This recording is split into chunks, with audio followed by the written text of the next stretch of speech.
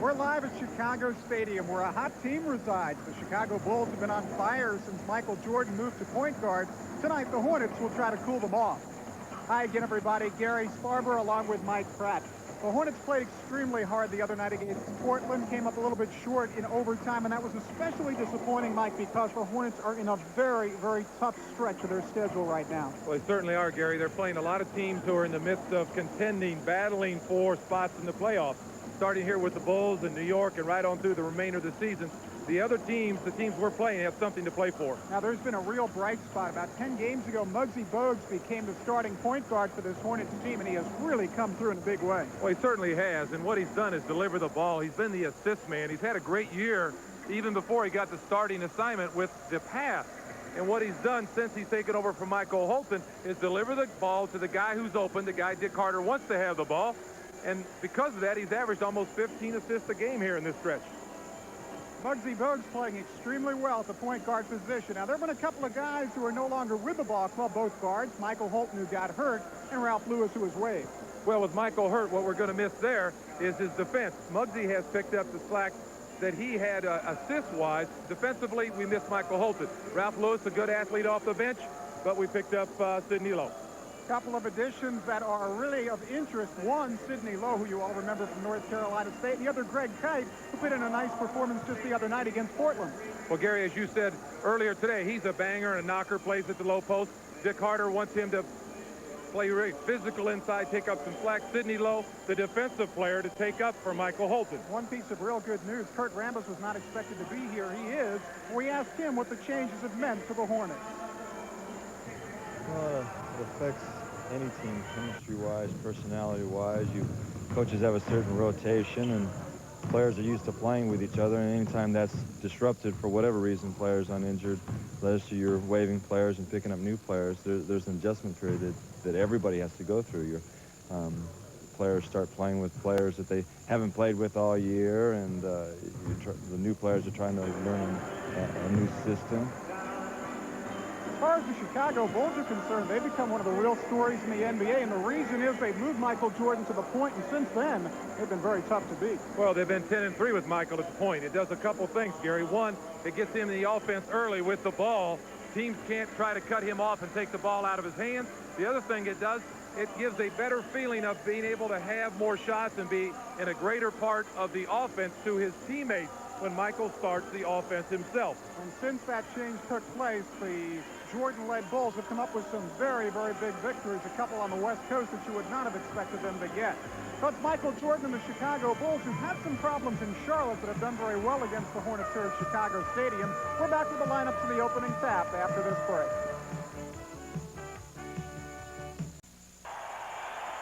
Tonight's game is brought to you in part by AutoZone Auto Parts Stores.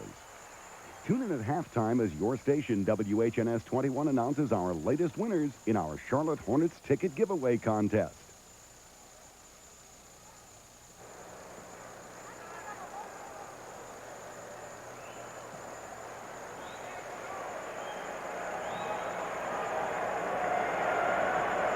Welcome back to Chicago Stadium. The Hornets and Bulls about to go at it, and the lineup's about to be introduced. And for that, we will send it to the public address announcer who just a few moments ago called the Chicago fans the best fans and the loudest in the NBA. I don't know about that, but here he is, Tommy Edwards. At forward from Santa Clara, 6'8", number 31, Kurt Rambis. At forward from Notre Dame, 6'6", number 7, Kelly Tripucka. From Brigham Young at center, 6'11", number 32, Greg Kite. 6'4" guard, number 3 from Kentucky, Rex Chapman. From Wake Forest at guard, 5'3", number 1, Tyrone Moe. The head coach for the Hornets is Dick Carter. The assistant coaches, Ed Badger and Gene Littles, and the trainer, Terry Koffler.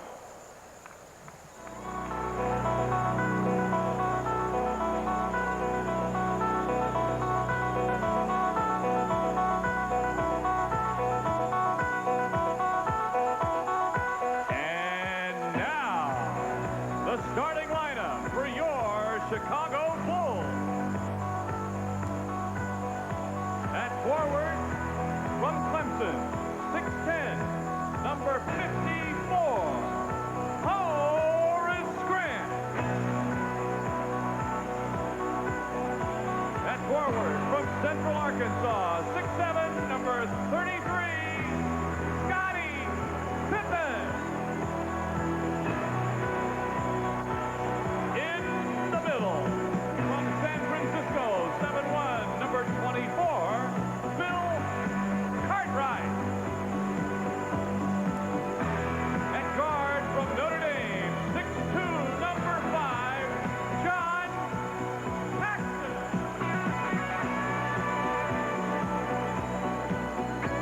From North Carolina, at guard, 6'6", number 23, Michael Jordan.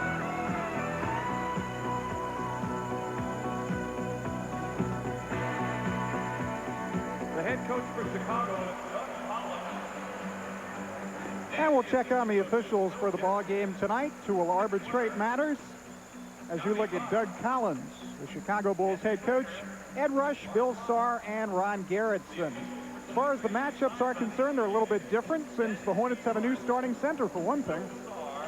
Well, Gary, a real problem could develop with Muggsy Bogues matching up on Michael Jordan. Quite a size advantage to Jordan. Also, let's watch Grant and Pippen. Grant is averaging slightly over 15 points a game against us in the previous meetings. Scottie Pippen, a little over 16 points a game. Probably Pippen, the one player who's benefited the most from Michael Jordan being on the point. Yeah, Pippen has had a couple of 31-point games, career highs, and he's had a 15-rebound game, that a career high, all the last 13 games, and he credits Michael being at the point. And I believe the number is 44 of the last 46 games. Scottie Pippen has been in double figures. That's pretty consistent. They're touting him for the most improved player in the NBA for this year. I didn't know there was such an award, but he has some statistics to go for that award if there is such. They used to call it the comeback player of the year, now most improved, and Michael Jordan won't be most improved because how much better can you get? He's got the ball. And draws the foul. There was the matchup, Gary, we talked about. Muggsy Bogues on Michael Jordan. Quite a size advantage. If Bogues can just contain him out on the floor, that will help. Muggsy Bogues has been playing awfully well at point. Let's hear what he has to say about starting. Well, I think you get an opportunity to start the ball game out. You become more relaxed, more comfortable, and it's giving you an opportunity to go out there and do some creative things at the opening of the ball game. You know, coming off the bench, it's a different type of role, no question about it. You come in, the game is going a certain way, and if things not going particularly good for yourself or for the team, once you enter the ball game, then it's a possibility that you might come out the ball game. So I think starting the ball game definitely give you that more comfortable and relaxed feeling. Bulls have a 2-0 lead. Horace Grant had his shot rejected by Greg Kite, and Trapuka off the fast break ties the game at 2.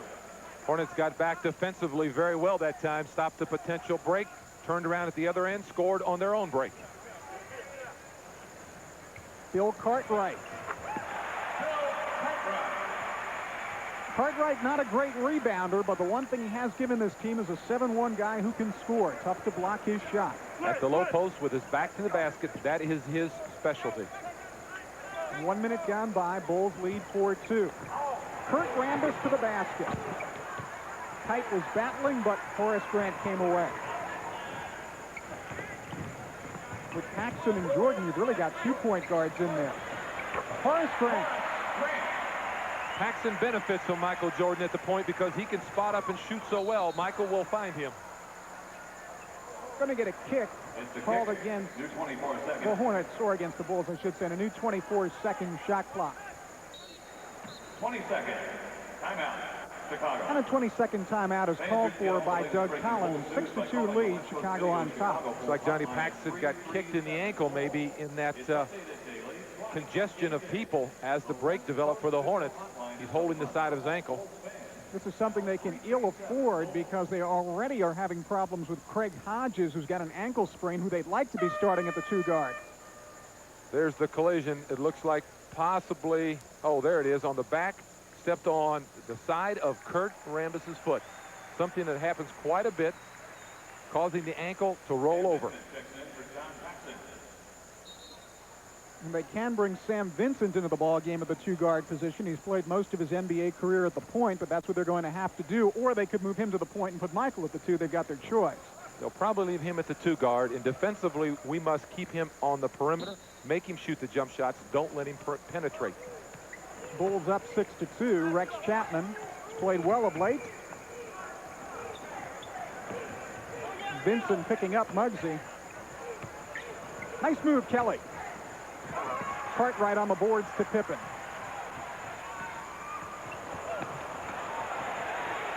They moved it pretty well, and Vincent able to hit the open shot. Pippen really played that smartly. He could have charged. He pivoted, found the open Vincent. Good play. 8-2. Bulls off to the early lead. 2 minutes gone by, first period.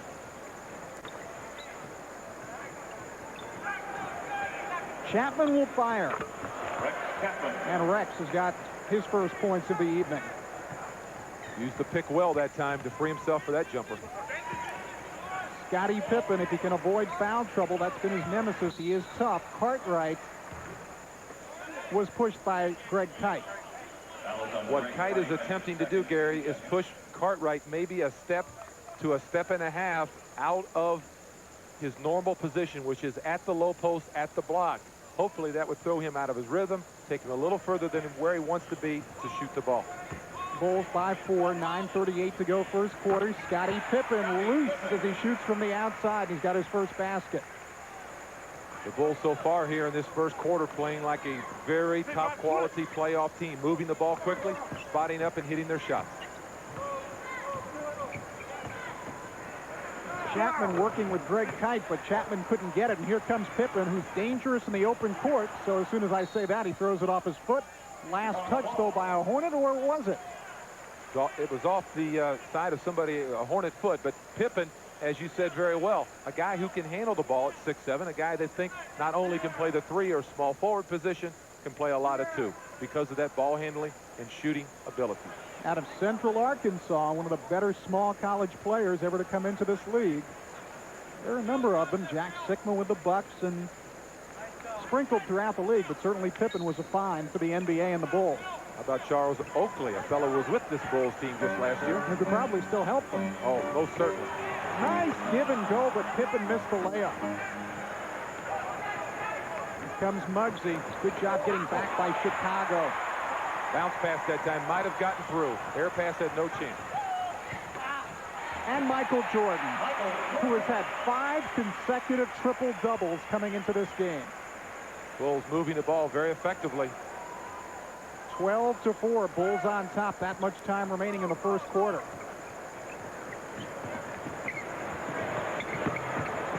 Chapman didn't get it, and here comes Sam Vincent. Horace Grant has it followed in by Michael Jordan. Dick Carter wants a 22nd. Needs one right now. Bulls a tough team offensively, Gary, because their guard, particularly Michael Jordan, rebound very well. Not only that, but, you know, almost everybody who's a guard for this team has played the point at one time or another. They're all good ball handlers. Sam Vincent, John Paxson, Michael Jordan. Well, Michael Jordan will show you what a rebounding guard means to a team. A big team on the inside, the Bulls are. Here's Jordan at 6'6", following a shot, converting to their second best rebounder on the year. He's averaging 8 rebounds per game. Now, I mentioned that he's got 5 consecutive triple-doubles. For those of you not familiar, as you look at the rebounding stats from the first quarter, that means he has had at least 10 points, at least 10 rebounds, and at least 10 assists in each of the last 5 games, and that is very special. I believe the high in the league for that is 5, and it's him right now. So if he gets it tonight, that would obviously set a new mark. Trapuka with a nice pass to Greg Kite. Really was a nice pass. Kelly realized the defense had moved over, found Kite going to the hoop. 4 minutes gone by, Bulls by 8. That time off the fingertips of Michael Jordan. One thing about Greg Kite, as opposed to some who have had problems on the Hornets this year, you get him the ball down low, he's going to hit the layup. He's going to finish the play. He's strong and takes it to the basket very strongly.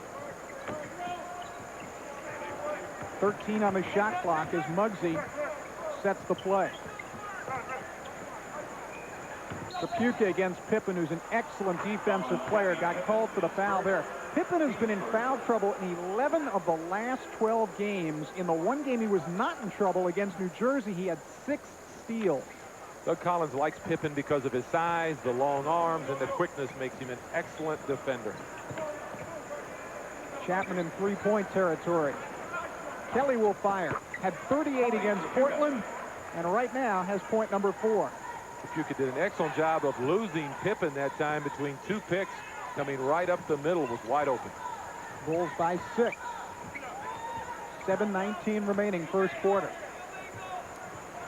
Michael posted on Muggsy, and that, as you mentioned so well, a very, very difficult matchup. I just wondered how long it would take the Bulls to realize that and maybe take Michael off the point and shove him down there and let him post Muggsy up. 12 on the shot clock. Chapman shooting going to be so important tonight. That time versus the shot before, his shoulders were square. He wasn't fading straight up, straight down. Good jump shot. Give and go, Vincent and Jordan. Sam will fire. Horace Grant on the offensive boards. And found Michael Jordan. That is 10 points in less than 6 minutes for Michael Jordan. Grant really developing into a quality up-front player in his second year here at Chicago. Chapman using the baseline. Good battle between Vincent and Kurt Rambis. And let's say something about Rambis here. He was not supposed to play tonight. Well, we're going to take a break as we go to timeout, so we'll make the point on the other side. But Rambis playing with a bruised abdominal muscle on a point that we will make when we return to Chicago Stadium, where the Bulls have an 8-point lead over the Hornets with 6:18 to go. This telecast is being presented under the authority of the NBA and the Charlotte Hornets. All material copyrighted by the NBA, the Hornets, and WCCB-TV, and no part of this telecast may be rebroadcast, used, or re-edited without the written consent of WCCB-TV and the announcers. We are employed by WCCB-TV. Gary Sparber, Mike Pratt, Kurt Rambis, and Sam Vincent about to jump it up with the Bulls on top by 8 points and 6:18 remaining in the first quarter. Hornets started out the ball game really pushing the ball up and down the floor. I think that's where Muggsy plays best offensively, Gary. If they could get back to that, maybe cut into this lead. Earl Curitan has reported on, replacing Greg Kite. Curitan, of course, number 25. This is Horace Grant.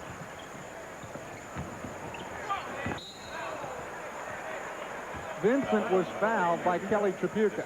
His first and the third on the Bulls in the first quarter. Vincent trying to go all the way. Turns the corner. Kelly not happy with that foul. Didn't think he fouled Vincent. Dick Harder was yelling to the official, that's not a shot. He felt it should not have been 2 shots. Just take the ball out on the side. But the way it was called, Sam's going to get 2 points out of it. And the Bulls have a 10-point lead with 6 minutes remaining in the first quarter.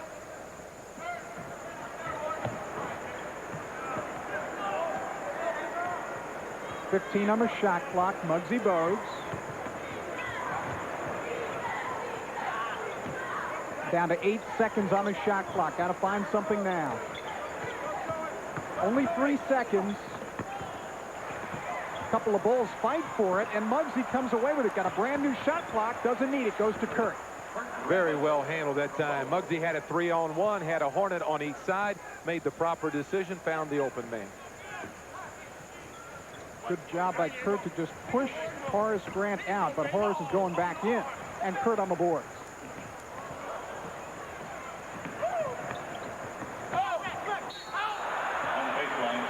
Well, Muggsy was looking for Rex inside, and Rex was already thinking rebound. That time the defender dropped off of Muggsy, gave him a wide open shot, but when he dropped off, he dropped into the passing lane that Muggsy was trying to use.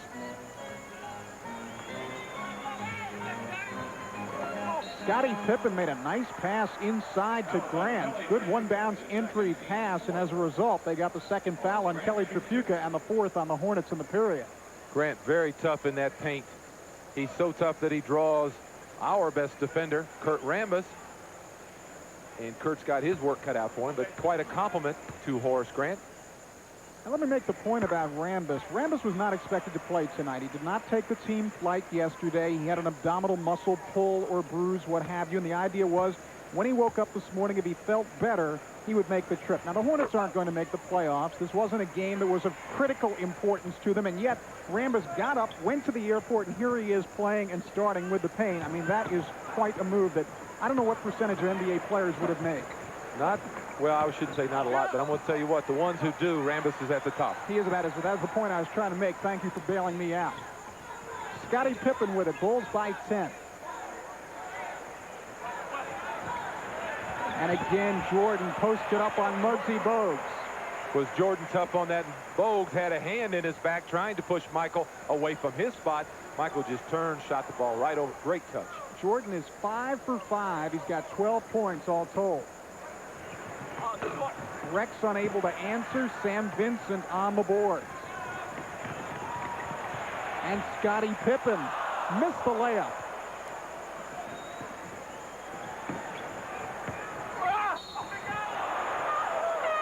If the Hornets can get a couple second or third shots, Gary, at the basket, that might slow down this Bulls fast break. But the way it is now, the Bulls get the ball, and away they go back down the other end of the floor.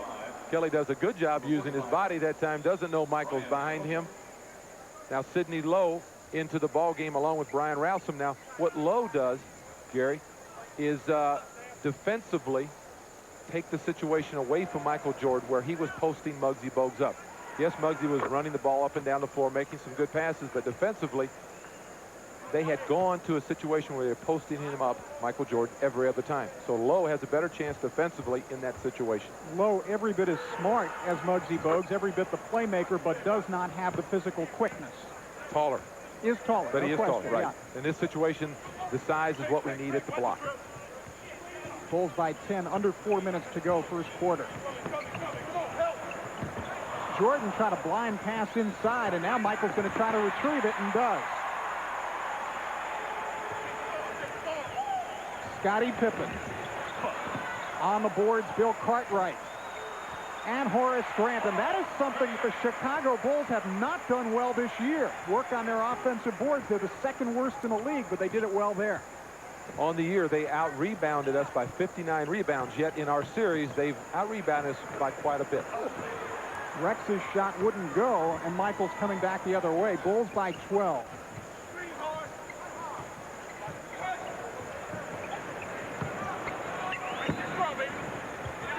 Sam Vincent. And Puritan on the board.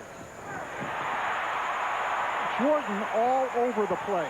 Not a good pass. Pass was forced and consequently intercepted. The Bulls turned around doing the same thing at their end. Jordan's made 2 straight bad passes, but makes up for it with a clean block. And back come the Bulls. You have to know where Michael Jordan's at all the time, because when you lose track of him, he's got a great sense for the ball, and he comes up with a lot of blocks. Bill Cartwright, difficult to defend. He's got that 7'1" size and the touch as well. The Carter calling a good timeout here. Needs a break, chance to stop this momentum that the Bulls have going. 2:31 to go, first quarter. It's been no mystery so far. It's been Michael Jordan leading the Bulls to a 14-point lead with that much time remaining in the first quarter. The Chevy Shootout is back Friday, April 7th at halftime of the Hornets 76ers game. Now, this will be your last chance to register to win a chance to shoot for a 1989 Chevy Beretta GT. You could win an 89 Chevy Beretta GT just like the now almost immortal Jerry Cooper of Raleigh did on December 23rd. If you're selected, the Hornets will fly you to Charlotte via Piedmont Airlines and put you up in the Hornets Host Hotel, the Registry Hotel, and then you'll be given a chance to shoot a half-court shot for a 1989 Chevy Beretta GT. Gary Sparber, Mike Pratt, Chicago Stadium, 28-14. The Bulls have doubled the Hornets with 2:31 to go in the first period, and a good deal of it has been Michael Jordan. He started the offense. He's posted up. He's got a lot of rebounds. But what really has impressed me about the Bulls, they really have moved the ball very effectively. They found the open man. Very little selfish play so far. This is Charles Davis, number 22, guarding Tripucka, a free agent who made the Bulls at the beginning of the season. Robert Reed's in for the Hornets. Here's Tripucka. Lowe, good job of finding Tripucka after stealing the pass. Heads up play. 8 points for Kelly, 28-16. Davis to Sam Vincent. 2 minutes left in the quarter. Cartwright drew the double team, and Vincent able to connect on the inside-out game. With the big guy Cartwright getting off to a good start at the low post, you have to double down when the ball goes in there. That does expose somebody. Vincent was the man that time. He knocked it down. Low to Brian Rousum. Rousum with a nice move on Horace Grant and got fouled. This is a guy who has really, really improved as the season has gone along since coming back from his injury. He puts it on the floor well. He jumps back away from the basket. Later in his career, he'll learn to jump into the basket, drawing that physical play, drawing the contact, instead of going away from it like you usually do in college. He's just a youngster. He'll learn that. Brad Sellers, number 2, makes his first appearance for the Bulls.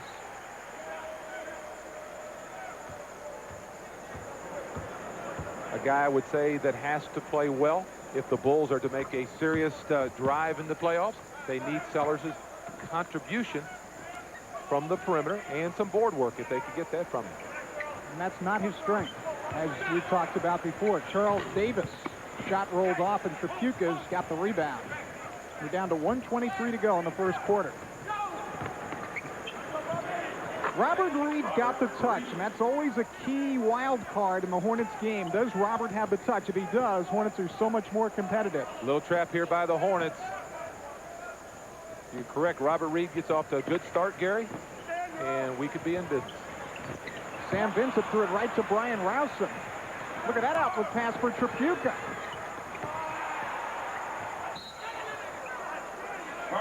Still going to be Charlotte ball. Good hustle that time on the half-court trap by the Hornets. Robert running from side to side, creating some pressure, trying to use up a lot of that shot clock with that half-court trap. Brian Rousum, right place at the right time, makes the steal.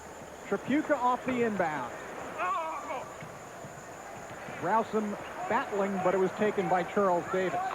That's what Brian has to do. He has to give us some help on those boards. John Paxton will not return. Sprained right ankle, will not play anymore tonight. Charles Davis hits. Well, that means they're missing Hodges and they're missing Paxton. They're crossing their fingers that Sam Vincent stays healthy. Gives a guy like Vincent a lot of playing time. Didn't figure to get it going into the game. Crowd does not like this. Horace Grant thought he had a clean block against Earl Curitan, but the foul is called. Robert Reed making a very difficult pass to set this play up. He went up in the air. While in the air, he found Earl Curitan. Tough pass to make. Earl was wide open. Takes the ball to the hoop. But really give Robert a lot of credit for that. Not taking anything away from Earl, but making that pass once you're up in the air, thinking shot is very difficult. Good play by Robert Reed.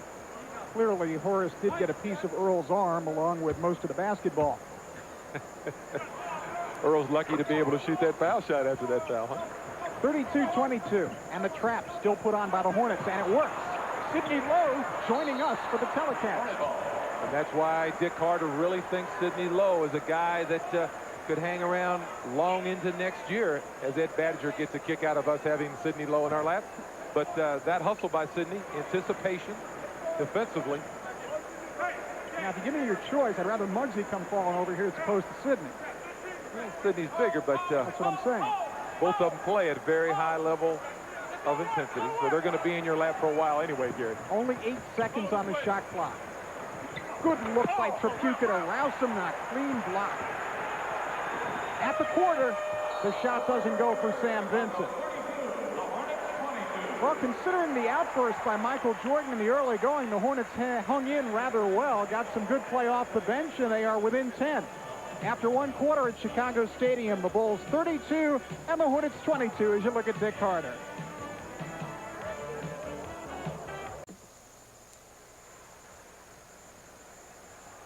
Second quarter just getting underway. 32-22, Bulls on top by 10. Kelly Trapuka with 8 points for the Hornets, working on more, and was fouled on his way in. In the first quarter, Gary, Hornets 36% from the field, the Bulls 54. The real difference is in rebounding, where the Bulls have 16 and we have 7. Turnovers about and foul shooting the same. Turnovers 4 for the Hornets, 5 for the Bulls. Trapuka, of course, a superb free throw shooter, has been throughout his career, 86% this year.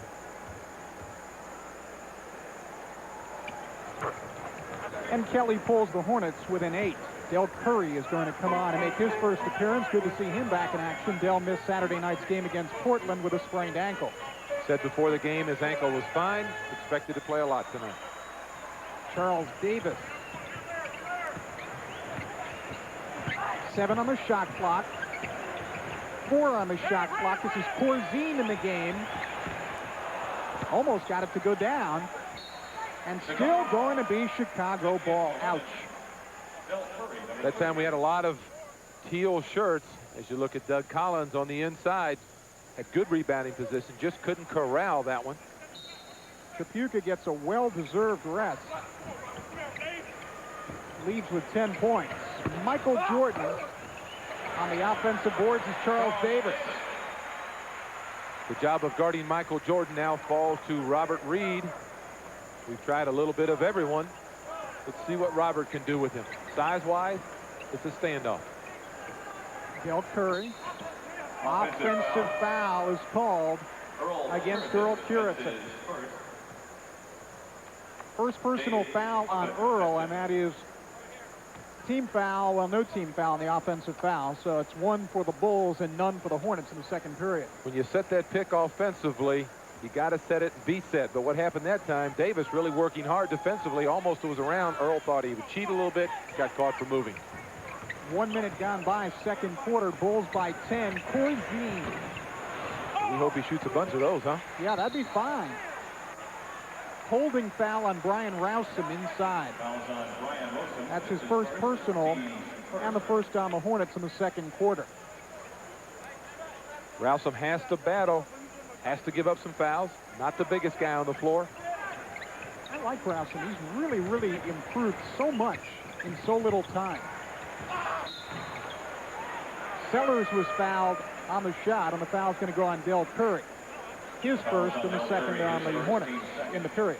Gary, with Ramos coming in for Brian Rousum, I think what you said was very true.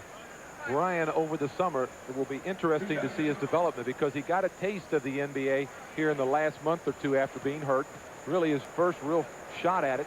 And now he's got to be able to see where some encouraging signs where he's got a future if he works on a few things. And I'm like you, I like a lot of the things he can do. If you look at Ed Badger, I talked to Brian about a week ago at practice about his development. He says the big difference between now and the preseason, now he knows he can play in the NBA in his mind. In the preseason, he was hoping. And that makes a difference. Exactly. That's what I meant by encouragement. Encouragement from being out here and finding himself and knowing what he can do. Bulls by 12. Sidney Lowe. Robert Reed had a hand in his face. Charles Davis doing a little face guarding there, and it's going to be Chicago ball. Davis, a good defender, very strong player, well built at 6'6", maybe 6'7".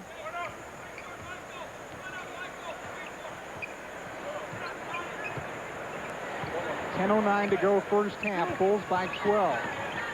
Good chance to look at the Bulls with Michael at the point. Sellers posted up. That is not his game, and Reed on the boards. Sellers much more of a perimeter big man. But if you're a Bulls fan, you have to like to see him down there because that's what he doesn't do and what they need him to do. Robert Reed again converts from the outside. Robert's got 4 points. He's 2 for 3. At 2 for 3, Robert's got a chance to get cooking here and get something going.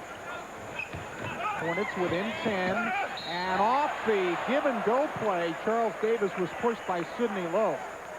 You know, the enthusiasm in this building is much stronger than it was the first time we were in here, and I guess that's because they're winning. Basic basketball, give and go. That, Gary, is something we all saw or heard of way back when. Bulls use it very effectively. When the defender looks at the ball or looks into the low post, then the offensive player cuts to the basket. You can't take your eye off anybody.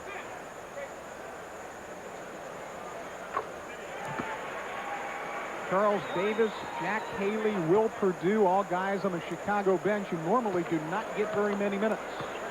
In response to your question about the enthusiasm here, what that means to me, it's getting very close to playoff time. And they've won 10 out of 13. Winning cures a lot of ills. Rambis looking in battle. He didn't get it to go. Rambis will try again, and if he's hurting, it certainly didn't show on that sequence. Didn't get 2 points out of it, but you saw the capsule of what Kurt Rambis means to this team right there. He never stops battling. If you don't go quick to the ball, you still have to go, and that's what Rambis does. He just goes all out after the ball. Pippen to Dave Corzine, local product out of DePaul. This is Brad Sellers. Hoppin lost it.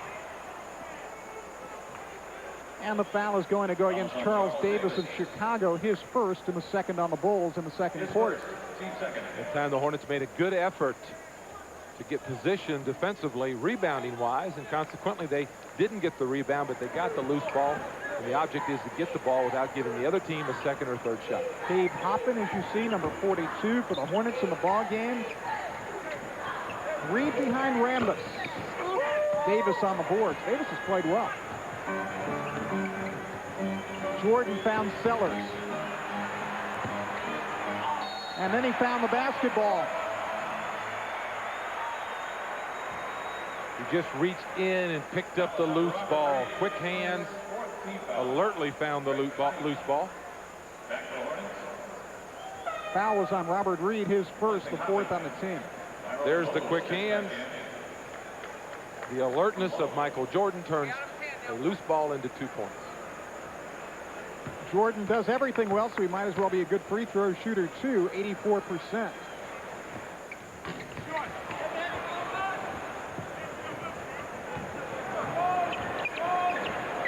Bogues out of backcourt. 8:29 to go, first half. Bulls by 14. And the foul is going to be called on Charles Davis, who thought maybe it was a little ticky-tack, but he certainly got a little piece of Del Curry, and the Hornets will take it out. Davis playing the guard position on Curry. Normally he will guard the small forward. Fouls with using the quickness of his hands. Reed tried to throw it to Greg Kite. Kite saved it, and Reed will get the shot. Robert Reed. Good hustle by Kite, and Reed had the touch. 6 points for Robert. Jordan got Corzine, and Muggsy was called for the foul, and on continuation, it's a three-point play opportunity for Dave Corzine. Probably the worst place for Muggsy Bogues to get caught is down low at the paint. Dick Carter feels it's time to talk this one over and regroup the forces. Well, let's give our local stations along the lines of the NBA's largest TV network a chance to do some business. It's the Bulls by 14, and we'll take this local break. Kids learn basketball techniques and strategies from the Charlotte Hornets Director of Personnel, Gene Littles, and players Rex Chapman and Muggsy Bogues, as well as other NBA players and area college and high school coaches. Call 338-9662 with a 704 area code if you're outside Charlotte for more details. Enrollment is limited. Well, John Paxson is out of this ball game because of a sprained ankle, but we asked him about the adjustment he's had to make with Michael Jordan at the point guard position. Right. Now I'm coming, not coming off the bench. I'm starting, and it's a little different just in your mental preparation. When you're a starter, you're going to play. You're going to play a certain amount of minutes. When you come off the bench, mentally, you may come in for 4 or 5 minutes at a time. So it's a better situation for right now with Craig Hodges being hurt. But I realize he's going to come back as well.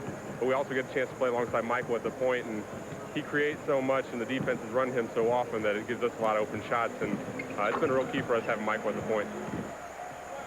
Corzine completed the three-point play. The Bulls have a 15-point lead, 7:54 to go first half. With this lineup offensively, you've got Reed and Curry, the two perimeter shooters. Look for them to take the jumpers. Del Curry gives the Hornets some offense from the perimeter. His first basket. 43-30. Bulls by 13. Jordan, who's got 14 points in the game. Only 8 seconds on the shot clock. Davis trying to post up Muggsy Bogues. Posted him from a bit too far out, perhaps, for his own shooting range. Muggsy hung in there tough, kicked him out a step further than really where Charles Davis wanted to be. 7:13 to go first half.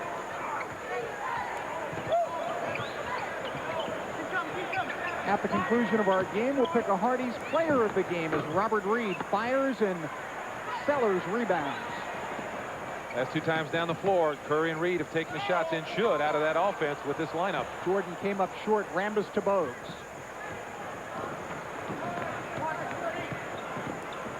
Bulls have done a good job getting back tonight as Rambis drove the lane and gets a three-point play opportunity. Foul on Dave Corzine. Corzine, not a smart foul at this point in the ball game from a veteran player like Dave Corzine. Rambis had an open alley to the basket. Either take the foul on further out on the floor or let him have two. Rambis looking for his 5th point of the half. Corzine on the boards. Hornets were very relieved talking to trainer Terry Koppler that Rambis, what they thought could have been a severe abdominal pull, turned out to be nothing more than a bruise. Pippen got his own board. Tough to leave Sellers open from the perimeter in that kind of range.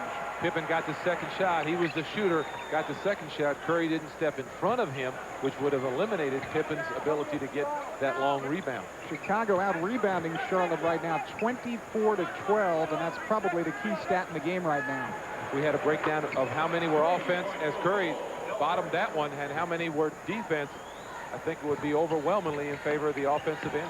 That was a three-pointer for Curry, and Curry now working against Jordan and went right past him for the layup. 8-point differential. He really took that ball to the hole quickly and strongly. Quick 7 points off the bench for Del Curry, and Doug Collins wants to talk it over. Boy, give Curry credit. He took a look at who was there. It was Michael Jordan. He said, the heck with that. I'm going to the basket. And got 2 for the Hornets, who are back within 8. We'll be back after this.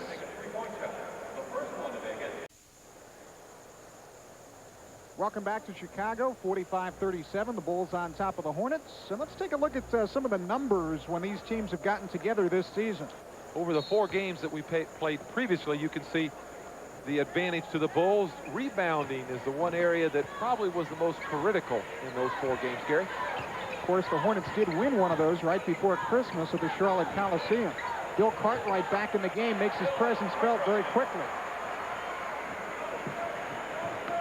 6 points for Bill Cartwright. Gets it in the paint, ever dangerous. And seated 2 seats to my left, Gil McGregor and Steve Martin. And when we're not with you on television, they certainly can bring you all the action of Hornets basketball on WBT and the rest of the Hornets Basketball Radio Network. Michael Jordan again with the rebound, gives you that guard rebounding that is so effective. Scottie Pippen for 3. And that was some tip-in by Charles Davis. That was a gift. Charles Davis just trying to get the rebound, wasn't even trying to tip it in. Ball kicked in on him. I was too kind. Hey, he's not going to throw it back, and I don't blame him. They're hard enough to get as it is. Especially when you don't get that many minutes. Here's Greg Kite working against Cartwright, and a nice move by Greg Kite. And that front court scoring, you can add 2 to the Hornets side of the ledger, and a foul on Bill Cartwright as well. Cartwright has gotten some points tonight, but really Corzine is not putting numbers on the boards. This is why Kite is here. Low post, back to the back, scoring potential. That's what we really didn't have. If Greg can deliver that, then he was obviously a very good addition to the team. Well, the one thing he certainly can deliver is the lack of hesitancy down low. You give him the ball, he's going to try to do something with it. Only 9 on the shot clock. Speaking of down low, both Cartwright and Corzine trying to post up, Gary. And both of them dangerous down there. 3rd foul on Greg Kite. 5th on the Hornets there over the foul limit, and so Bill Cartwright will go to the line. I think as we watched that play, it was so obvious to me what happens at their end of the floor and not at ours because of potential, of talent and players.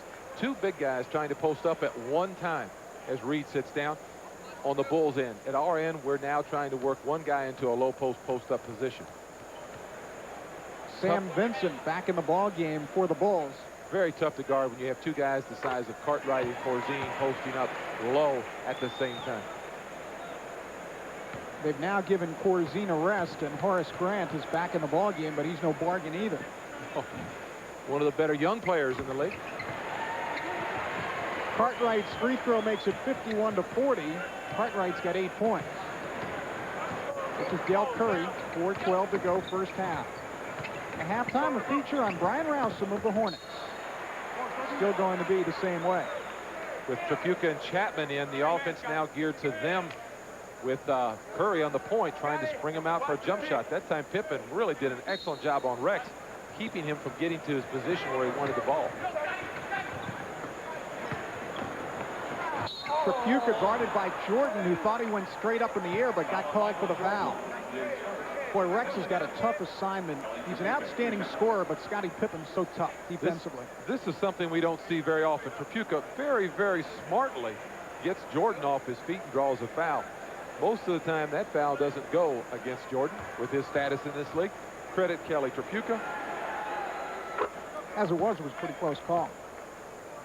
I think it went the right way. Jordan left his feet. Doesn't happen very often. Trapuka's had a good first half. That gives him 12. 38 the other night against Portland. 4 minutes to go in the half. Bulls by only 9. Hornets have hung in after falling down very quickly at the start of the first quarter.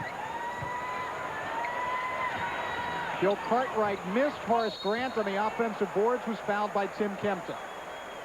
Kite that time did a good job of really battling, pushing Cartwright, trying to keep him out of the area he wanted to go with the ball. Timmy that time just didn't establish good weak side or offside rebounding position.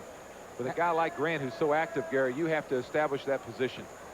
At the conclusion of the game, we'll show you our natural light play of the game, so stay with us for that. Earl Curitin coming in. Tim Kempton will leave. A lot of folks, but Dick Carter now has that he can rotate at that 5 spot. Kempton can play it, Hopping can play it, Curitin, and now Greg Kite. None of them certainly the ultimate answer, but at least more choices. Dick Carter right now trying to get Greg Kite as much playing time as possible here in the late in the season to see what he could do for now and next year. Sam Vincent got a piece of the ball. It went off the foot of Del Curry, and Chicago will get it back. We talk about Curry shooting and some other things that he does, Gary, but right now he's giving us a period of time at the point, and the coaching staff feels that he can do that for short stretches of time. Good ball movement. Jordan on the boards. Jordan's got 6 rebounds now with 14 points. And drew the foul as well. Draws the foul because he draws the defense. He's like a magnet. He brings everybody to him defensively, creates some real problems then when he decides to find the open man.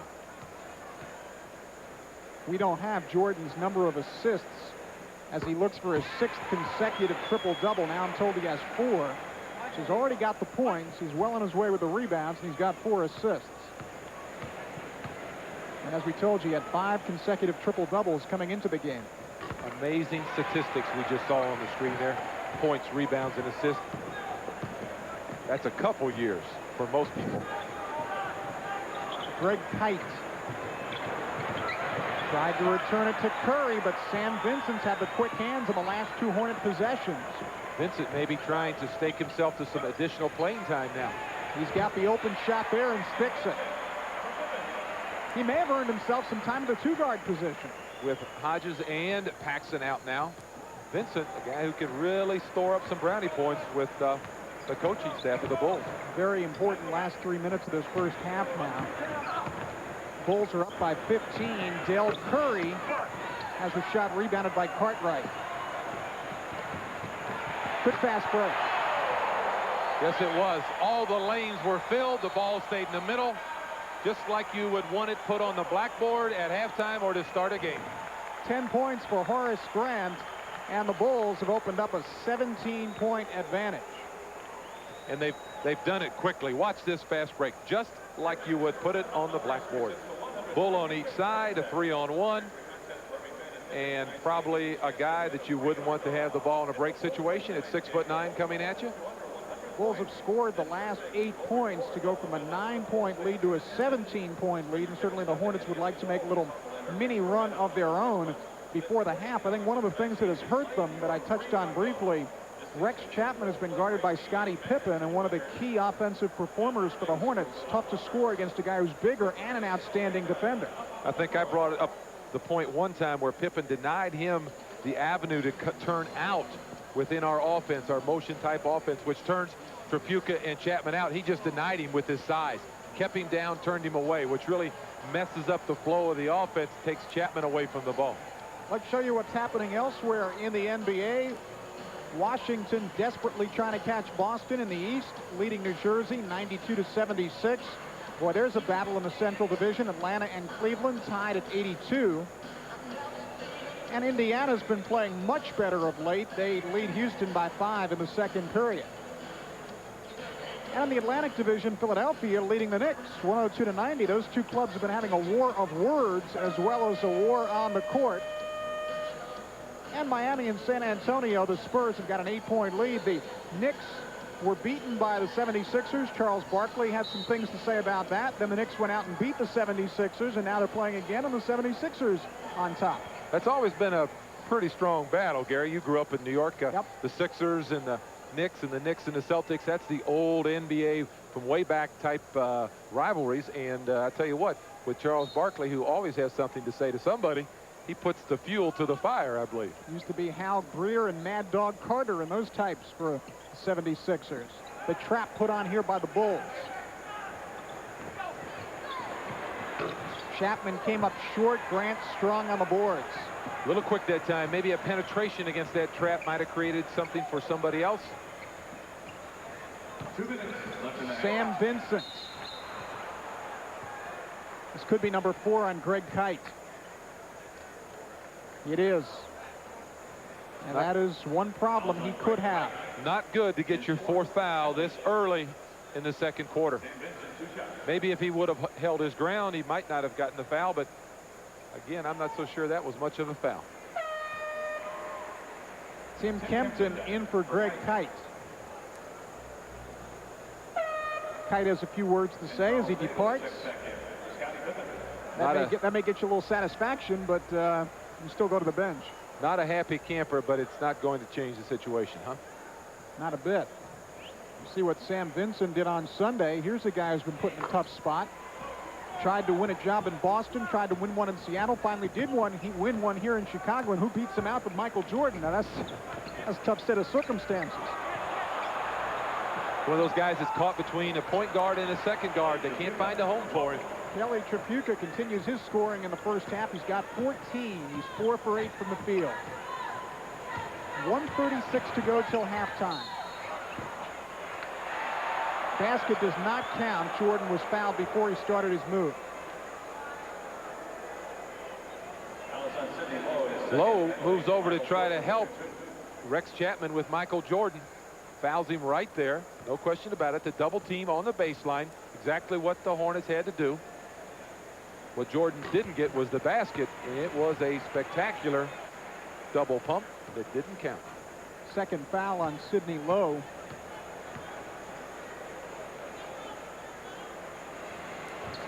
And Jordan makes it a 63-44 ball game, and he's got 18 points. Bulls trapping now on the half court. Hornets handling it pretty well. Found an easy shot last time down the floor. Rex got it back around Cartwright and shows you that athleticism.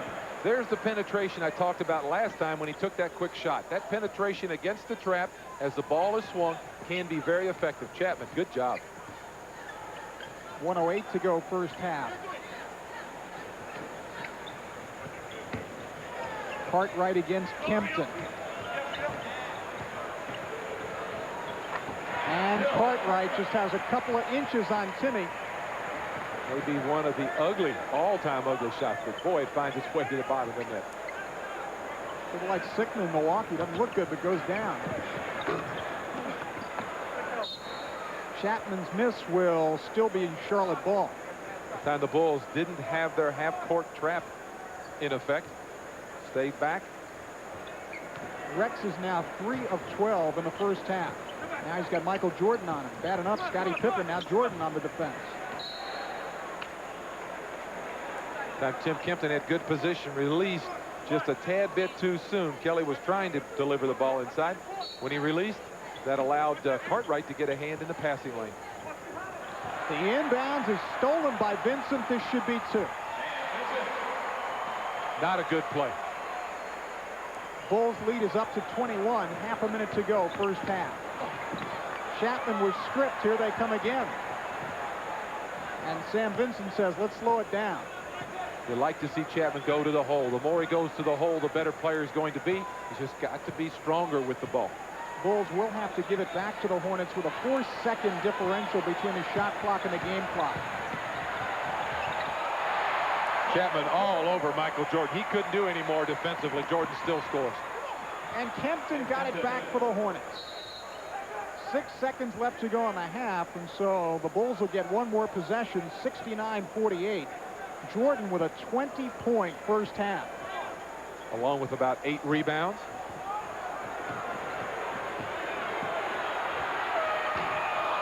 Well, fortunately, Michael was not able to add 3 right there, but he did his damage.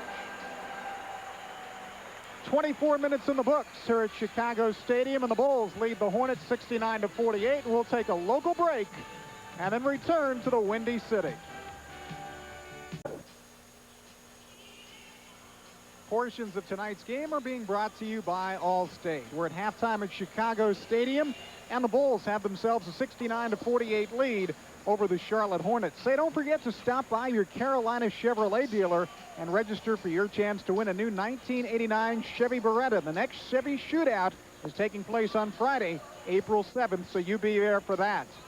Now we'll be coming back to Chicago Stadium for a look at the statistics and also some highlights from the first half of action. Michael Jordan already with 20 points in the game, and Kelly Tripucka going well for the Hornets.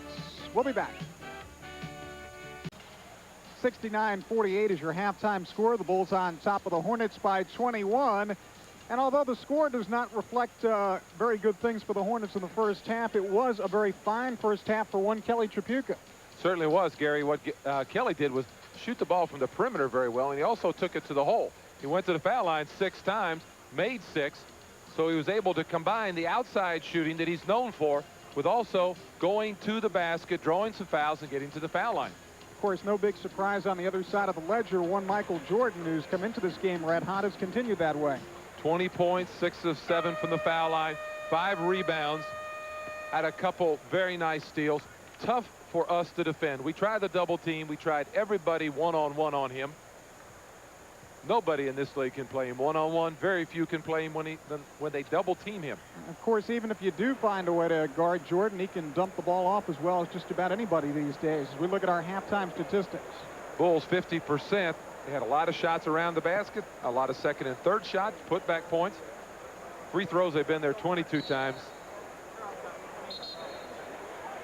And the rebounding will really tell a story.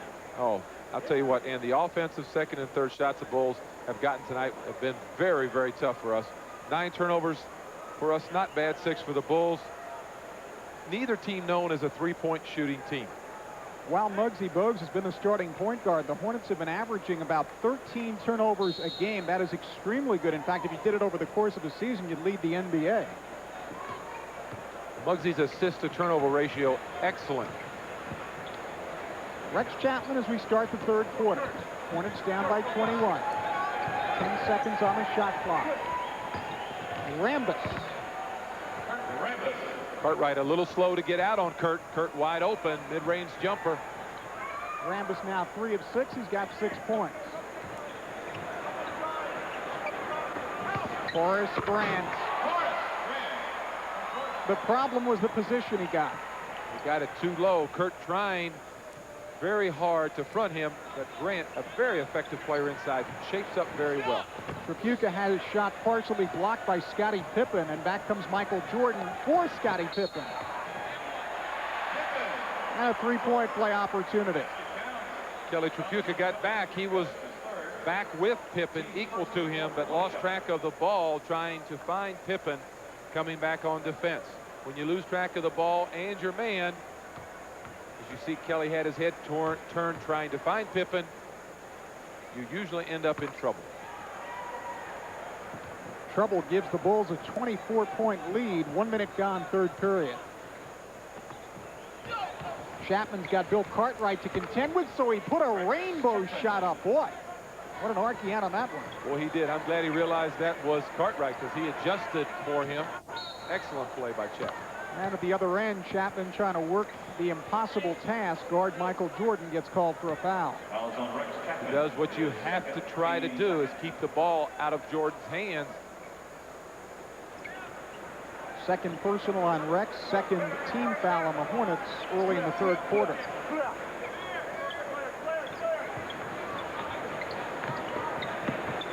Jordan was looking, I think, for Horace Grant. Grant pulled his hands away. He ran a little scrambling motion from the high post to the low post, screening for Grant and Cartwright. Jordan's committed some turnovers tonight, but then again, nobody's perfect. Chapman's got some room. You give him the room, he's going to burn you. And Rex hits the three-pointer. He was squared up well, had good balance on the shot, knocked it down. Sam Vincent's played very well. John Paxson out of the game with a sprained ankle. They're without Craig Hodges with the same problem. Cartwright missed. And here comes Muggsy. Only Sam Vincent is back. And Muggsy says, that's not enough to stop me. Good body control on that shot. Muggsy took it right to Vincent, hung in the air, used his body to protect the ball, got the shot off. First points of the evening for Bogues. Here's where we need help. Somebody's got to come over. There's Muggsy. Good job. Good job by Chapman also on that play. And then Muggsy cleans up the rebound. Set up Rex again. 2 in a row for Chapman from three-point territory. Maybe the Bulls, as Collins calls time out, maybe the Bulls will be able to find Chapman. They haven't. They leave him wide open. He'll continue to knock him down. That is a 10-0 run for the Hornets, who get themselves back within hailing range. And you see, Doug Collins doesn't like it. It's 74-60 with a world of time remaining. Hornets have made a nice 10-0 run. They're within 14. Chapman's 3 for 13 in the first half. Didn't get off to a good start. In the second half, knocks down 3 out of 3. 2 of them from long range, three-point land. Squared up very well, Gary. They're getting the ball to him at the right time. That really makes a difference as a shooter, to have somebody like Bogues delivering the ball when you're just getting open, not after you've gotten open. You saw the run, 10-0. Chapman's got 14 points now. Jordan just waited. Just plain waited until Horace Grant became available. When they talk about players making other players on their team better, that's a great example. Jordan, the patience to wait till he found the open man. Jordan's 5th assist. Here comes Scottie Pippen, and here comes Horace Grant. The big guys running the floor. Bulls opening right back up to 18 points. Just 8:45 to go, third quarter. Sorry, Mike. Just when you think you have it within your reach, right, Gary? They're so explosive. Kelly retrieved it before it got back court. And Rambis traveled before he made his move. In case you're joining us late and had heard the news that Rambis would not be here tonight, he got on the plane this morning and is here, and bruised abdominal muscle or no, Rambis has given it the same 110% effort we've seen all season. Whether you're out of the playoffs or fighting for the playoffs, the game's still the same to Kurt Rambis. Cartwright, not sure if he had the shot blocked by Greg Kite or just what happened on that play. We were screened off a bit, but either way, it's Hornets ball. Let's pause 10 seconds for our local stations to identify themselves. This is the Charlotte Hornets Television Network. This is your station, WHNS 21, serving Asheville, Greenville, Spartanburg, and Anderson. Gary Sparber, Mike Pratt. 8:09 to go, third quarter, and Sam Vincent has just picked up his second personal foul, and the first on the Bulls here in the third quarter. Vincent moved over to double team Kelly Tripucka to help out Pippen as Tripucka came across the foul lane with the dribble.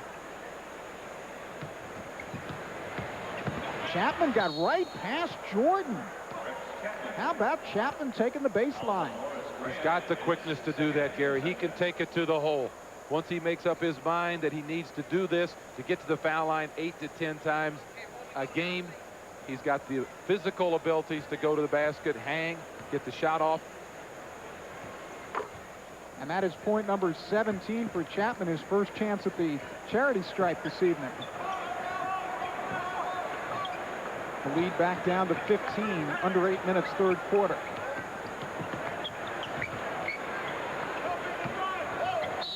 Jordan was fouled by Rex, and will get a couple of shots. Tough matchup for the rookie Chapman to guard Michael Jordan. Bogues that time moved over, and if Chapman wouldn't have fouled, I think Bogues was over enough to discourage Michael, stop his penetration. We've seen quantum leaps in Rex's offensive game this season in terms of shot selection and confidence, and I think we will see the same defensively as time goes on. We've seen improvement, not in the same regard as offensively, but he is still a rookie, and that is to come. I think you're right. Defensively, we've seen the improvement. It's been erratic. It's been up and down, not as consistent as offensive improvement, but he's got the skills to do it. The lead is 16 for Chicago. Tripucka made a nice change to give it to Rambis. And off the shoulder of Rambis that time. Jordan does not have the numbers, but he has Scottie Pippen. Boy, did Jordan see Pippen that time. Kelly moved up to try to stop the penetrating Jordan, and Chapman and Tripucka had him cut off, and he found the open man. Assist number 6 for Michael Jordan. 18-point Chicago lead. Rambis trying to go to Greg Kite. Back comes Pippen, smartly going to hold it up because the Hornets did a good job getting back. 4 Hornets back that time, cutting off that break. Under 7 minutes, third quarter.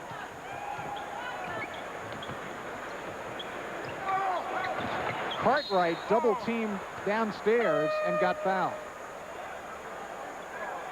That could be number 5 on Greg Kite. I believe they called that on Kurt. You're right. He moved over to give help. Cartwright that time got Kite down so low that he needed help, and there was Rambis moving over. Only the first on Rambis. It is team foul number 4 on the Hornets. So the Bulls will shoot from here on in on all defensive fouls. On the foul lane line, there's a black block down there called the low post, Gary. If you allow Cartwright to spot up or set up there, you're in real trouble. You have to kick him out above it or onto the wing area of the floor. That time he got it right at the block or lower. Perfect position. Cartwright gets point number 12, and it's 82-63. 6:39 to go, third period. Muggsy found Robert Reed with a nice pass. Pippen cut off Chapman on one side, kept him from coming out. Bogues goes the other way and finds Reed. 8 points for Robert.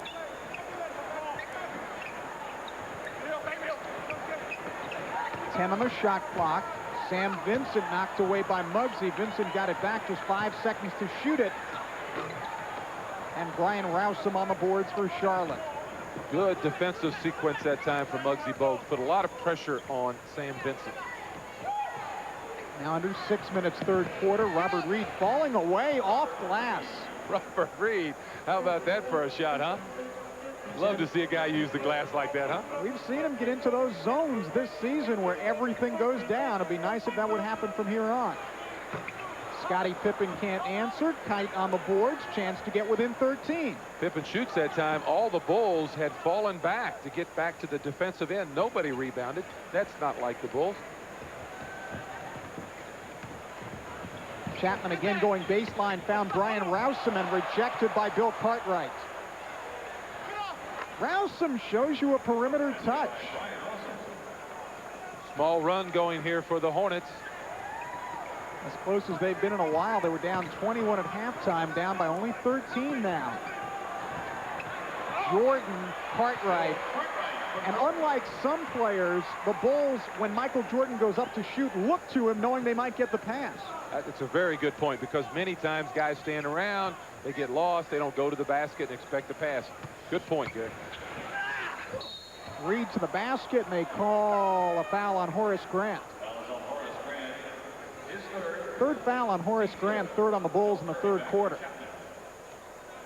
Grant's a guy that's learning to become a good defender. He gives good help here. Pippen is beat. He might have had a reason to complain about that. Horace Grant, the only player ever to play for Clemson who was ACC Player of the Year. Also the only player ever to lead the ACC in scoring, rebounding, and field goal percentage in the same year. Had a tremendous senior year. Same year that Muggsy Bogues came out of Wake Forest. Those two were prime contenders for Player of the Year, and Horace got the honor. Usually goes to the bigger guy. Yeah, that is true. And in Muggsy's case, most of the other guys are bigger guys. You got it.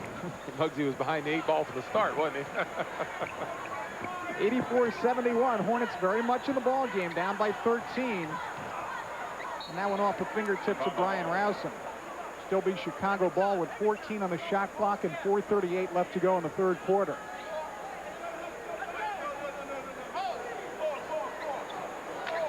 Got Robert Reed and Del Curry now in the offense that the Hornets play. They're the guys that will be the primary perimeter shooters. Sam Vincent's had a good ball game. Tapped in by Michael. Boy, you have to lean on Michael Jordan. You have to know where he's at. If you release from him too soon, he goes to the basket every time. With his jumping ability, excellent offensive rebound. He's only got 3 points in the third quarter, but he set up his teammates well. Robert Reed didn't get that one. Cartwright on the boards. Three-pointer Michael Jordan, and Reed rebounds. 4 minutes to go, third quarter.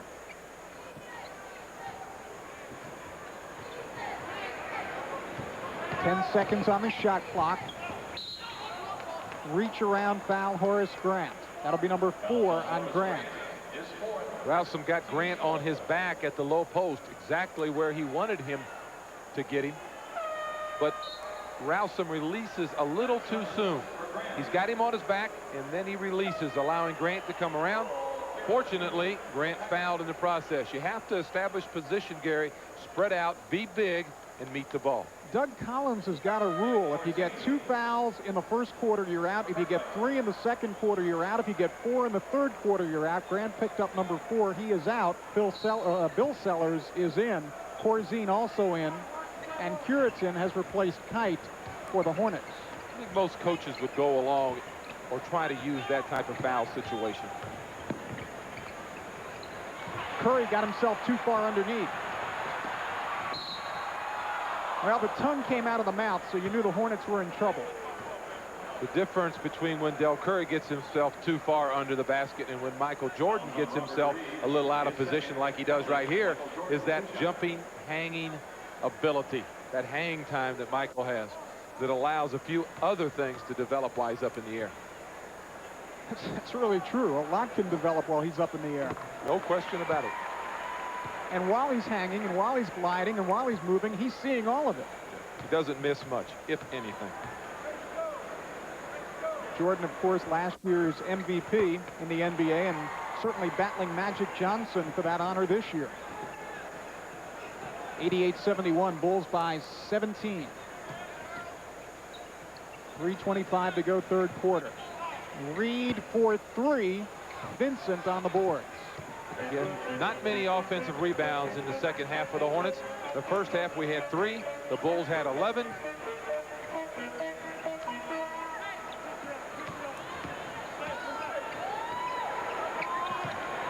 Jordan got past Reed. Rowson helped out nicely but got called for the foul. But Dick Carter applauding Brian Rowson for the help defense.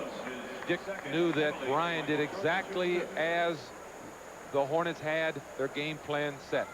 When Michael Jordan goes to the basket, somebody has to move over and try to cut him off.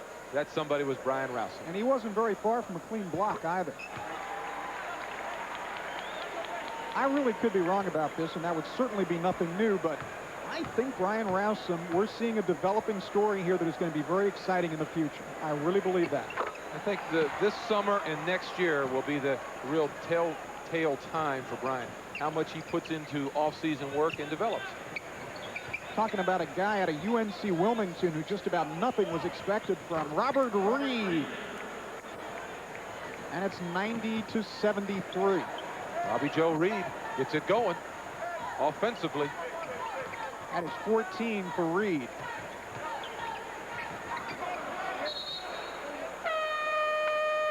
Bulls contending the ball was tipped, and they got the benefit of the call. I'll give the official credit. He had Dick Carter about 1 foot away from him and still made the call against the Hornets. 17-point lead for Chicago late in the third period. The Hawks return to Charlotte Monday, April 10th at 7:35. Don't miss the action as Dominique and Spud lead the Hawks back into Charlotte. The first 10,000 fans will receive a Hornets beach towel courtesy of Belk, Reebok, WBT, and WBTV. Halftime features the Drifters, brought to you by the Bud Light Spotlight. Well, Greg Kite is our newest Charlotte Hornet. You see the score, Bulls by 17. We talked to Greg about his previous encounters with one Kurt Rambis.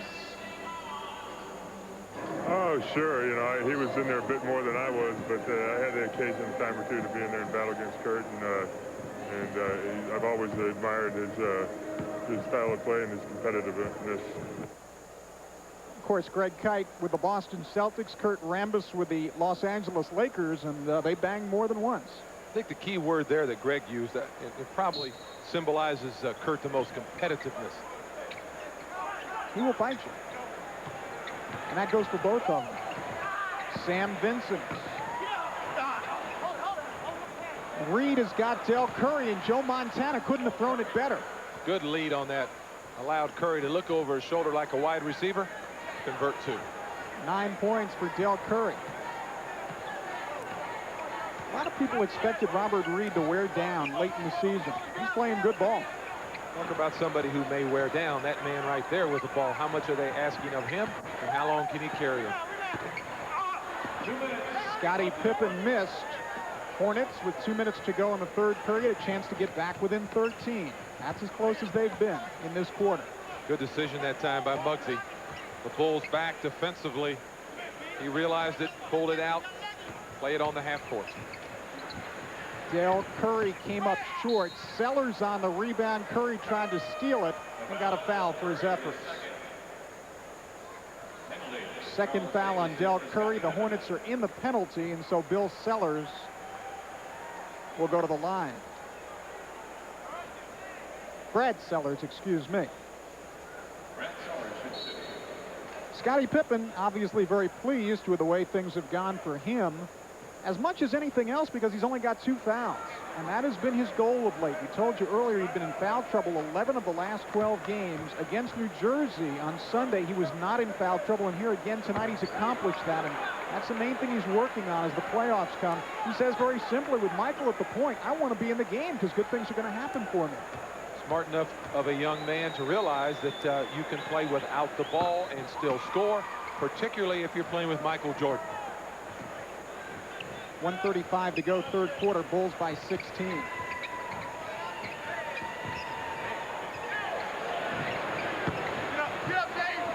Curitan did a good job to get back the Reed miss, and Del Curry puts it down. Curry really spotted up quickly that time, was ready to shoot as soon as he got the ball. 11 points for Curry, and what are you going to say about that? Other than the fact that it's point number 25 for Michael Jordan. Make it 29 for Michael Jordan. The only hope you have with Michael Jordan is trying to contain him. Keep him out on the perimeter. Don't let him go to the basketball or to the basket. The fake by Reed opened up Brian Rousum inside. Rousum's got 6. The lead is 14. 48 seconds to go, third quarter, as you see. Corzine.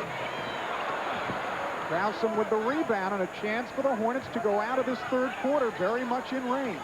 Hornets, good job last couple times down the floor, not allowing the Bulls a second and third shot at the hoop. Bogues found Curry. 9 on the shot clock. Jordan on the boards. Maybe the shot a little too quick. Well, the Bulls will hold for the last shot now. And that's the point, allowing the Bulls a good shot here late in the last few seconds of this quarter. Might have been within 12. Now it could be 16. It is 16. That's really pivotal. That's what happens. Michael Jordan makes you pay the price. A little mistake at the other end, he converts at his end. For Michael Jordan, 31 points in the ball game to go along with 7 rebounds and 7 assists. So on his way to his 6th straight triple-double. Let's take a local break with the Hornets down by 16 after 3. At Chicago Stadium, 95-79. The Bulls on top of the Hornets by 16. Let's look at the numbers after 3. Hornets have moved their shooting percentage up. The Bulls have dropped a few percentage points. It's good shooting for the Hornets, 49%. You stay around that 50% number, you're in good shape. Here the difference is how many attempts, and the Bulls lead in that category. Offensive rebounds have been our nightmare tonight. They had 11, they being the Bulls in the first half. Second half, a little bit better on our part, limiting the Bulls to second and third shots. Sidney Lowe back in the ball game for the Hornets at point guard. There he is guarding Sam Vincent. And there is Vincent scoring from the baseline. Lowe is going to be quick enough. Tough youngster. He could be a pretty good defender. Just underway, 4th period. That opened up an 18-point Chicago lead. Reed came up short. Brad Sellers on the board. Vincent wide open. Unfortunately, didn't get it to go down. Robert Reed getting a few rebounds here in the second half, doing a good job for his size. Puritan matched against Corzine. Rex way off on that one. Brad Sellers to Sam Vincent. Not a good shot. Good hustle by Chapman. And for Chapman, that will be point number 17. And it's 97-81. Beat Vincent in a foot race to the basket. On the Michael Jordan triple-double watch, officially 31 points, 8 assists, and 7 rebounds. And Corzine adds 2 to his total. Corzine inside the college paint, not just the NBA, but inside the college paint. Too close to the basket for a big guy to get the ball. Where Rowsome gets it right now for us is where we would like to get the Bulls players to have the ball. Puritan got good position but could not finish. And Charles Davis, number 22, back in the ball game for Chicago. Corzine will go to the line for 2. Well, Sidney Lowe in the ball game at point guard, and we asked him earlier tonight what the adjustment's been like to Dick Harter's system. Well, you know, I played for Coach Harter before in Detroit, and I was pretty familiar with some of the plays. And, you know, I played in the CBA for a guy by the name of Bill Musselman, who's now the coach at Minnesota. And we had some 117 plays. So, you know, learning plays is not a problem for me. Something for the Timberwolves to look forward to next season. 117 plays. I'm going to tell you what, virtually impossible to remember those. Bulls by 19, just under 10 minutes left to go here. Rex's shot just missed, and Jordan took it away from Corzine. And Jordan got fouled. Now, that was rebound number 8 for Michael Jordan. Remember, he's going for his 6th straight triple-double, and Corzine was about to get that rebound, but Jordan said, "Excuse me, sir, that's mine." That time Jordan gets the rebound, takes it to full length of the floor. He has to be stopped or at least contained out on the floor. Here he makes it almost to the basket before someone attempts to stop him. Chapman, whose job is to guard Jordan right now, has to pick him up, try to contain him, Gary, push him out to the wing. Don't let him go down the middle. I say that, and that's almost an impossible job. But it looks good, it sounds good. It's the only hope you have against Michael Jordan, right? I was just about to say to you, how many coaches and analysts have sat in chairs and tried to say how to stop or contain Michael Jordan, and Michael just sticks his tongue out and scores 40. Most intelligent people have said, quit saying stop. Now they use contain. That's true. That's true. Rambis, good, strong move to the basket, got fouled on the way in. Well, you made the point earlier, though. Every time the Hornets have been able to get close, 13 has been the magic number. When they've gotten within 13, the Bulls have been able to bust back out. Rambis too quick for Corzine. Gets about 2 steps on Corzine. Ramos must have realized that he had this advantage on Corzine and attacks the basket. See, Rambis has played with an abdominal muscle bruise. He's played with a bruised arch and has hardly missed any games this season. And as a matter of fact, has moved into the top 10 in the NBA in rebounding. That is something brand new. Right up around 10 per ball game, just under it. Couldn't get that second one to stay down. Corzine. The Bulls really highlighting their inside game, taking the ball inside to Corzine. When Grant was in there, they went into him. And when Cartwright was also in, they went inside. 104-82, 9:08 to go. Chapman for 3 points. Good look by Sidney Lowe, but the shot didn't fall. New 24-second clock. Lowe found Rambis. And you saw the work there of Sidney Lowe at point guard on that series. Found the open man, but Rambis, excellent step-through move. He knew the defenders would be moving over. He stepped between them, got off an excellent shot. Corzine had it tapped in by Brad Sellers. Sellers too big for Robert Reed, who was guarding him that time. Sellers at 7 foot. Robert Reed at about 6'6". 8:25 to go.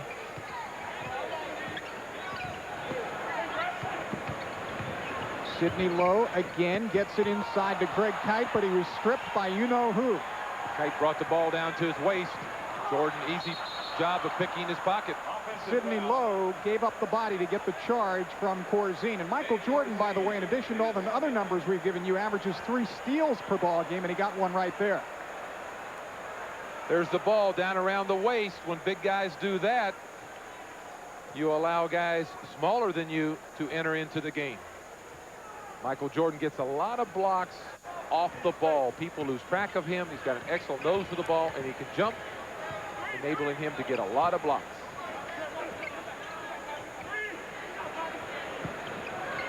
Sidney Lowe came up short. Jordan with another rebound. That is 9 for him. Steve Martin, good hands on that one. Boy, that got everybody moving over here. In fact, he's got the triple-double. That was number 10 on the boards, 33 points, 10 rebounds, and 10 assists for Michael Jordan. Everybody leaves Michael Jordan. He just has a cakewalk to the basket, hits the back of the rim, comes over to us, almost in Steve Martin's lap. Steve, of course, the radio voice of the Hornets. Robert Reed connects 106-86, but Michael Jordan has 6 consecutive triple-doubles. And that is nothing short of amazing. Scottie Pippen. That 6 triple-double puts him at the top of the NBA this year for triple-doubles. I guess Magic Johnson, one of the only other guys you'd ever expect to approach that. Chapman's had a strong ball game, 21 points for him. Pretty move. There was a game this year where Jordan had 9 steals. And you know what I'm thinking? One of these nights, he's going to get that quadruple-double. Has there ever been one of those? I don't know. I was going to ask you that. I've never heard it mentioned, but that would be something. 110-88, the Bulls with 6:39 to go. Kite missed it, and Robert Reed took Brad Sellers out of bounds with him. Let's see what the call will be, if there'll be one. That was going to be a timeout, Chicago, and everybody comes away smiling, so no problem there. Of course, Doug Collins has reason to smile. His Bulls are on top, 110-88 with 6:30 to go from Chicago Stadium. We'll be back with more after this.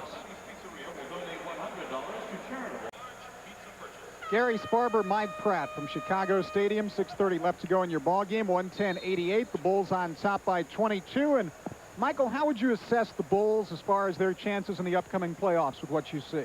Well, I think as you see the scoring by the half for Tripucka and Jordan, Kelly has been kind of out of the offense here in the second half. Michael Jordan just keeps on trucking.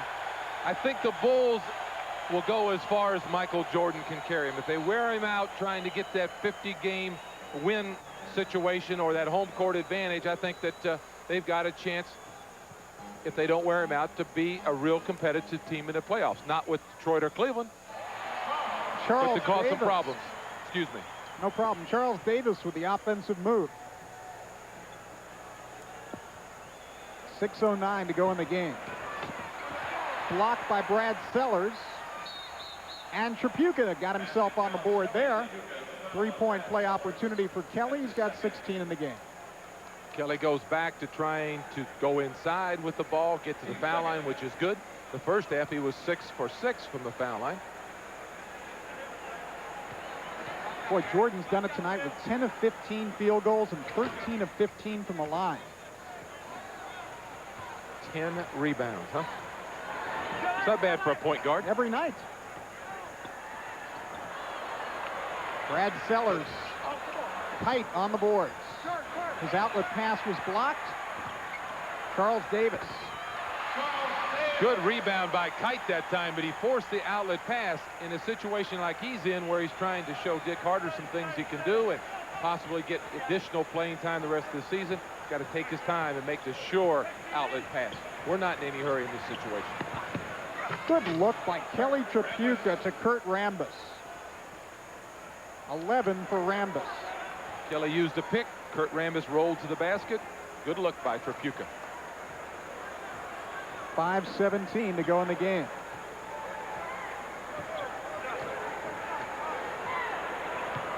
Now Will Perdue in the game out of Vanderbilt, rookie, hasn't played much this year.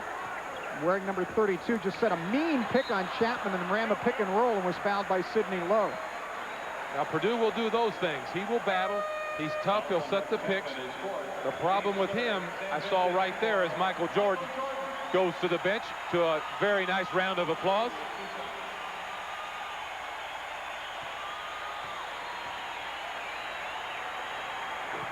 The problem with Perdue and what he'll encounter as a big guy coming into the NBA is they'll force him far out on the floor, away from that paint. That's what happened that time, which cuts into his effectiveness.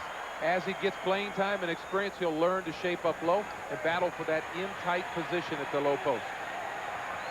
Chapman and Perdue on the boards, and the crowd in a very good mood now. They're going to enjoy the exploits of their rookie, and Pippen got fouled by Sidney Lowe.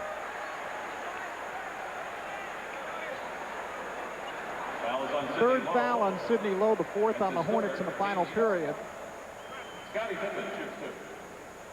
And Scottie Pippen will get a couple of free throws.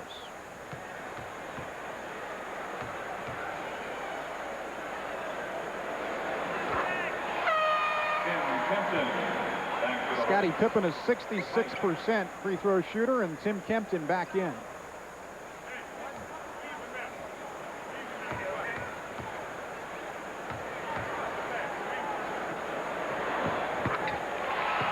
And it's 117 to 93.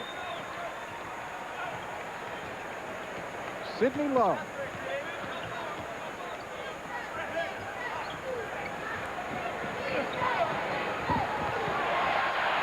Taken away by the Bulls.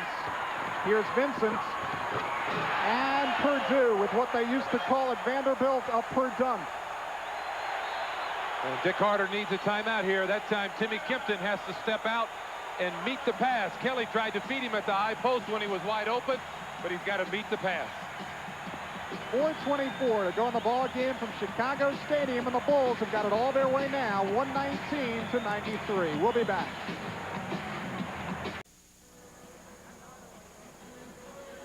The Celtics return Monday, April 17th to the Charlotte Coliseum. Catch all the action as Kevin McHale and Dennis Johnson lead the Celtics in their last Charlotte appearance this season. The first 10,000 fans in the arena will receive Hornets fan tennis, courtesy of Kentucky Fried Chicken.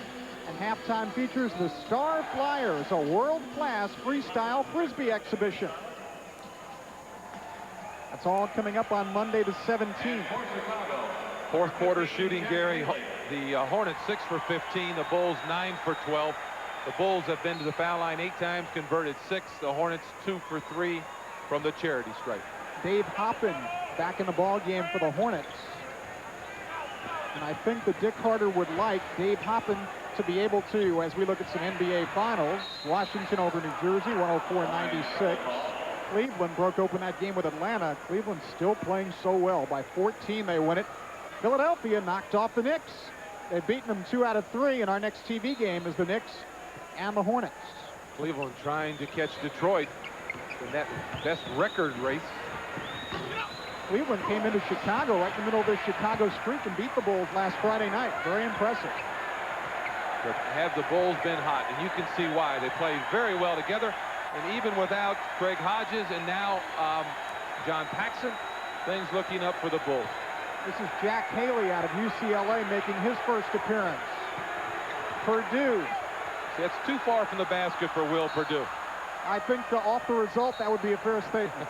But he's done that the last couple times down the floor, and that's just experience. They've widened the lane on him in the pro ball from college ball, and it's just now getting into the swing of things. He's got to camp out in the paint at the low post.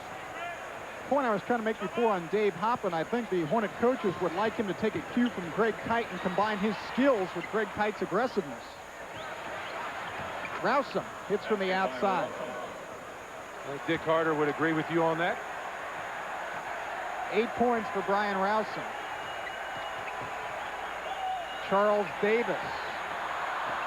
And there's Hoppen with some aggressiveness. You called for it. We got it. Well, I'll tell you what. In regard to Dave Hoppen, he has gotten more aggressive. In the last 23 ball games, he's blocked 11 shots. In the first 41 games of the season, he blocked 4. Well, maybe bringing Greg Kite in here might set the alarm bells off in Dave's mind and say, hey, I've heard this all year, but now they're really serious about it. They're bringing somebody else in to do what they've told me they would like me to do. So sometimes that's what it takes to leave a wake-up call for people. So in other words, I better do it, or I might not get my chance to do it. No doubt about it. There's a message there someplace. Yes, huh? I think it's very simple. Rousum fouled on the way in. Sam Vincent will get called for his third personal, third on the Bulls in the fourth quarter. Nice pass that time by Rex Chapman. We are down to 2:58 to go. Del Curry will come back for Charlotte. We will be televising every road game the rest of the way with the exception of the game in Cleveland. All the other road games will be on the Hornets TV network.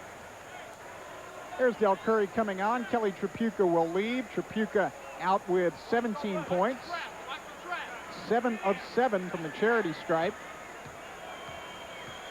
And at the end of the game, we'll pick a Hardy's player of the game. Rousum connects. Done a lot of things nicely in this one. Curry 5 for 9 from the field for 11 points himself. Could use a few baskets here. Crowd wanted to see Jack Haley do something with the ball. And Haley knows if he does something with the ball from there, he's out of the game. No question about it. Fans excited, hollering, screaming. Jack Haley knows he better stay within the offense if he wants to get back in here next time. There's what Haley's supposed to do, set the pick. He rolled to the basket, but Vincent took it himself.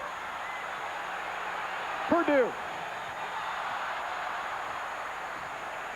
Fresh 24 seconds for the Bulls with 2:38 to go. When Purdue takes up position inside, he's added weight since he left Vanderbilt and has been with the Bulls. He could become an effective position rebounder. Rousum once again.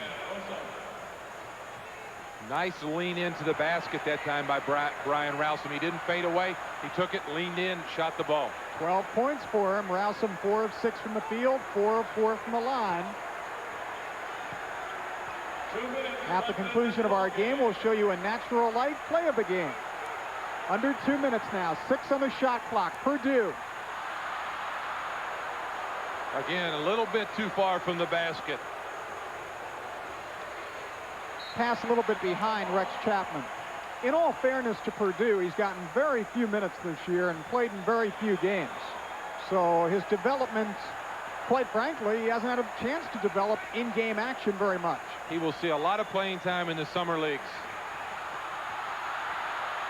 Hornets come up with it. And Del Curry sends Charlotte over the century mark. It's 119 to 101 with 122 to go. Bogues that time, good job of pushing the ball up the floor and finding Curry.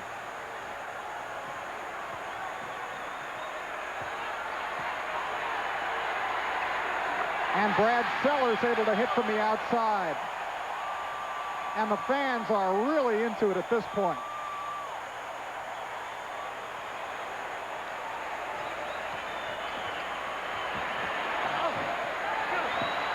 Hornets come away empty, and Charles Davis has got the ball. We're in the final minute of play. It's the kind Hoppin has to get to go down. You've got to force that one through. You have the baseline, open avenue to the basket.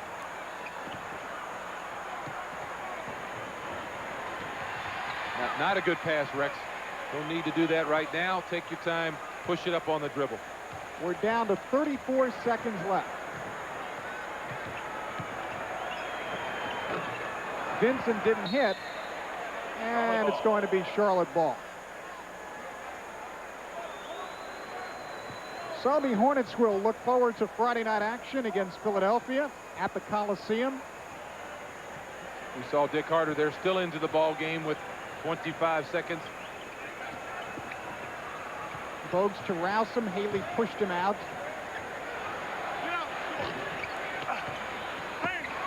And the Bulls come up with it with only 7 seconds left to go in the game. And they're just going to run it out. Well, Jack Haley wanted to get 2, but I don't think that would have counted anyhow.